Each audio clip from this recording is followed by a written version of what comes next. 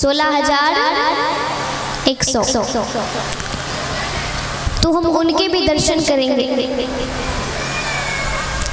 यहाँ सुखदेव जी महाराज परीक्षित जी को समझाते हैं कि राजन, भगवान की आप कोई भी कथा देख लो, भगवान की कोई भी लीला ले लीजिए आप, भगवान हर कथा में हर लीला में कुछ ना कुछ सीख देते हैं। और हर कथा में हर लीला में भगवान ये सीख तो जरूर देते हैं कि इस विश्व में सबसे कीमती चीज, सबसे बड़ी चीज वो क्या है? प्रेम,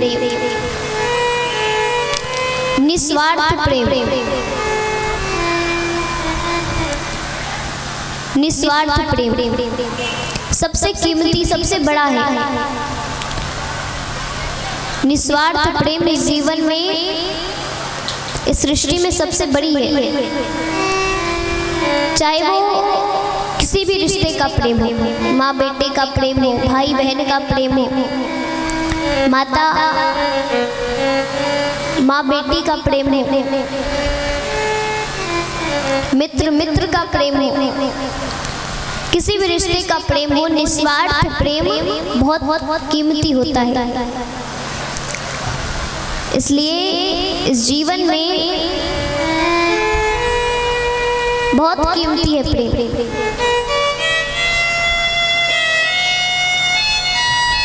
तो भगवान हर लीला हर कथा से समझाते हैं कि प्रेम तत्व सबसे ऊंचा है, बहुत ऊंचा है।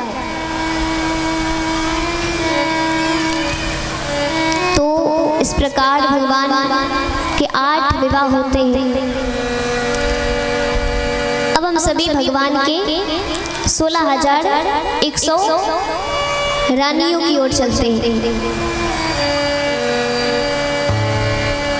तो भौमासुर नामक एक दैत्य थे।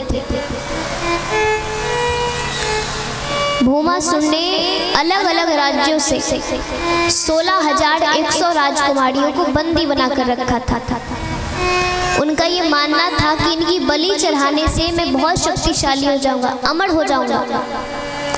उनका ये मानना, उनका मानना था ये। तो यहाँ पर भौमासुर सभी राजकुमारियों को बंदी बनाकर रखते हैं।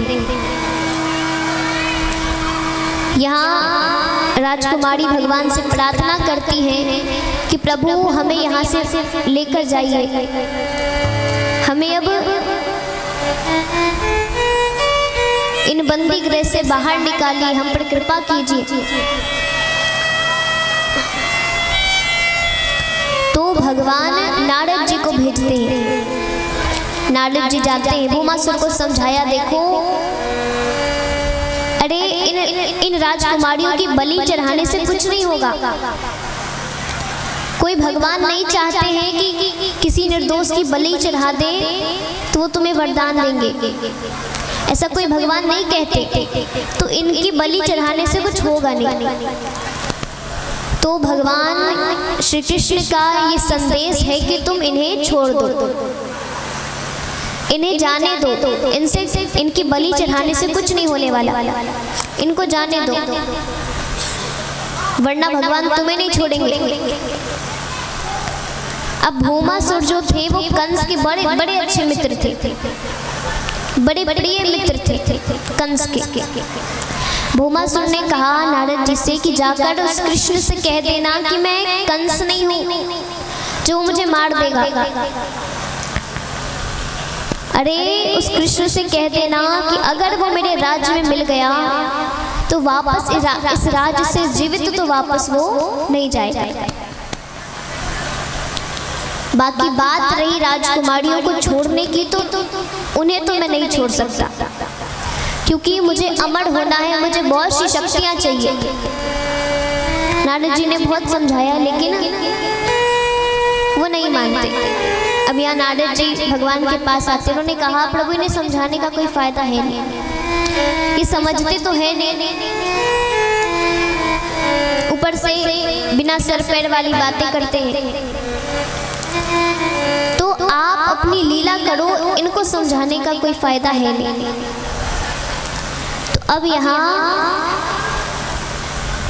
भगवान स्वयं उन राजकुमारियों की रक्षा करने जाते हैं, भूमासुर से युद्ध करने जाते हैं। भगवान भूमासुर के राज्य पहुंचते हैं, वहां पर कई असुरों का संहार करते, भूमासुर का वध करते हैं और सभी राजकुमारियों को बंदी गृह से बाहर निकालते हैं। प्रेम से बोली वृंदावन बिहारी लाल की जय, राधा रानी सरकार की जय, कृष्ण कन्हैया लाल की जय। तो उन्होंने राजकुमारियों से कहा कि अब आप आजाद हैं, अब आप कहीं भी जा सकते हो, अपने राज्य जाइए, अब आप अपने राज्य चली जाओ। बहुत वर्ष हो गए हैं, बहुत दिन हो गए हैं। राजकुमारियों ने कहा हम राज्य तो चले जाएंगे, लेकिन हमसे विवाह कौन करेगा, हमें अपनाएगा कौन, हमसे विवाह कौन करेगा।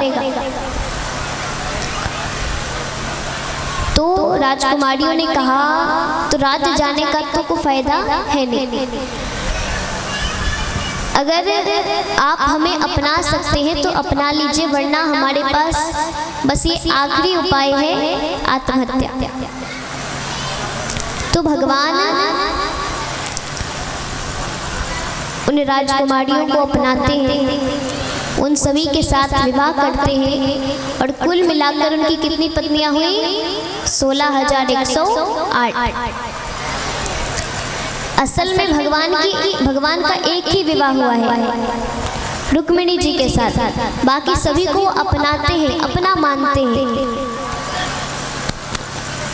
बाकी सभी को वो अपनाते हैं। तो इस प्रकार भगवान का विवाह होता है। आइए अब हम सभी जरासंध की कथा की ओर चलेंगे। अब क्योंकि विश्राम दिवस है तो छोटी छोटी कथाएं हैं, छोटी छोटी कथाएं।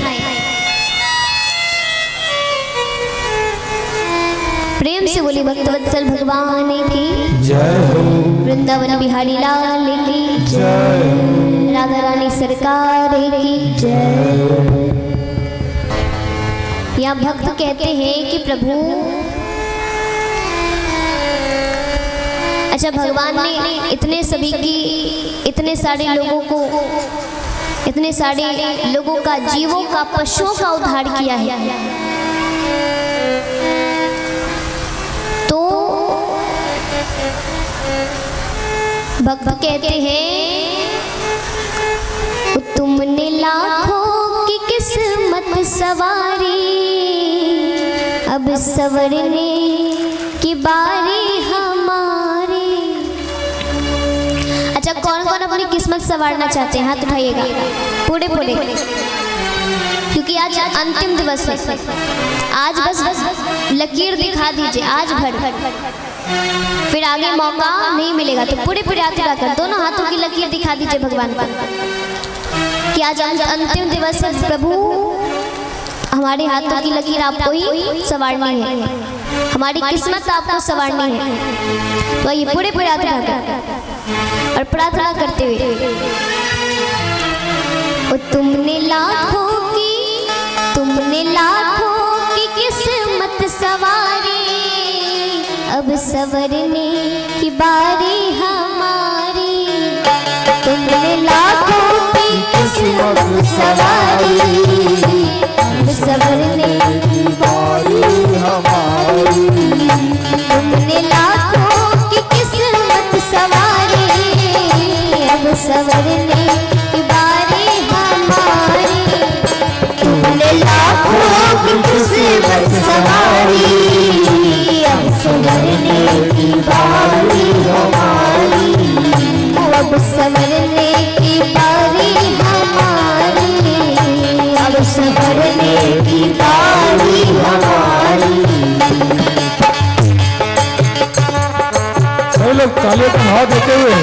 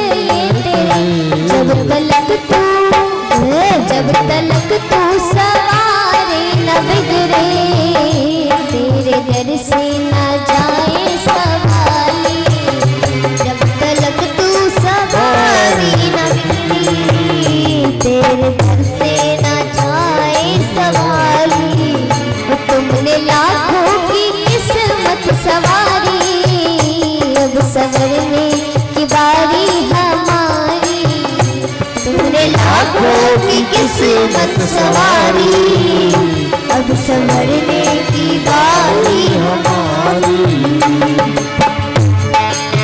प्रेम से बोले राधा रानी सरकार की, कृष्ण कन्हैया लाल की।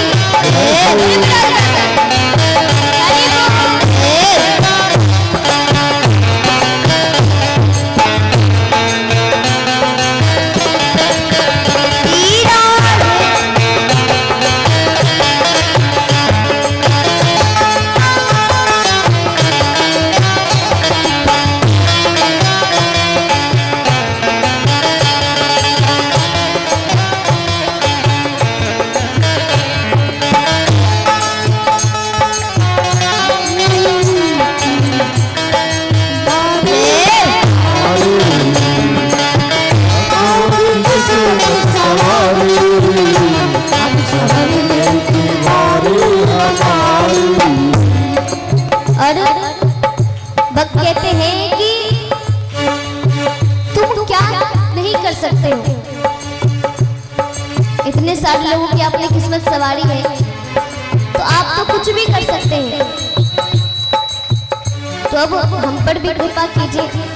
भक्त कहते हैं क्या, तू जो चाहे तो बहरा भी सुनने लगे, तू जो चाहे तो बहरा भी सुनने लगे, तू जो चाहे तो बहरा भी सुनने लगे, तू जो चाहे तो बहरा भी सुनने लगे।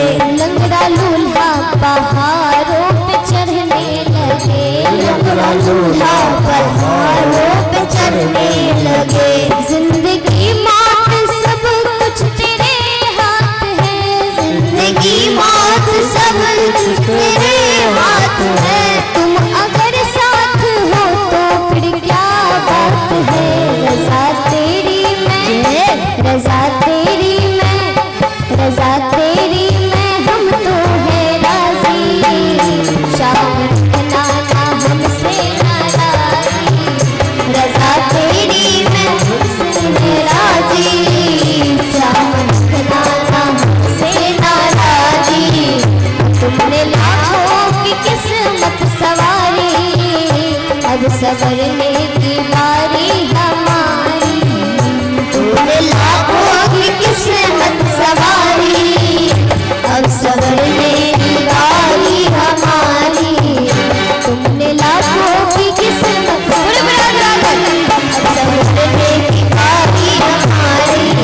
तुमने लाखों की किस्मत सवारी, अब संवरने की बारी हमारी। अब संवरने की बारी हमारी, अब संवरने की बारी हमारी। प्रेम से बोली भागवत महापुराण के जय, भागवत भगवान के जय, वृंदावन बिहारी लाल की जय। तूने लाखों की